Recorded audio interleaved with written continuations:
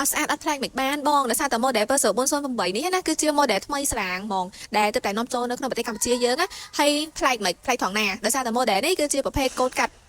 sedan ផងកាត់ SUV ផងចឹងខាងក្នុងទៅលាយមែនតើហ្មងជាមួយខ្ញុំនាំបងទៅមើលទាំងអស់គ្នាណា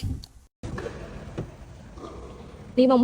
បងអាចមើលណាតើតជាមួយនឹងផ្នែកខាងក្នុងណាទលាយមែនតើសម្រាប់អ្នកបើកបរអីអត់ទៅជើងឯងទោះជាកម្ពស់មិនក៏ដោយហើយនេះផ្នែកខាងក្នុងតកង់នេះណាជាមួយខ្ញុំឲ្យមកមើលពីផ្នែកខាងក្រោយវិញសម្រាប់ផ្នែកខាងក្រោយវិញដូចគ្នាមែនតើទលាយពីខាងមុខណាអ្នកអង្គុយខាងក្រោយក៏ទលាយដែរហើយបងចង់ច្បាស់ទៀតមកមើលផ្ទាល់ក៏បានដែរសម្រាប់ឡាន model Pulsar 408នេះណាហើយអីដែលពិសេសខាងគេតាក់ទងជាមួយនឹងម៉ាស៊ីនសម្រាប់ឡានបែប Sport មួយនេះគឺប្រើប្រាស់នៅម៉ាស៊ីន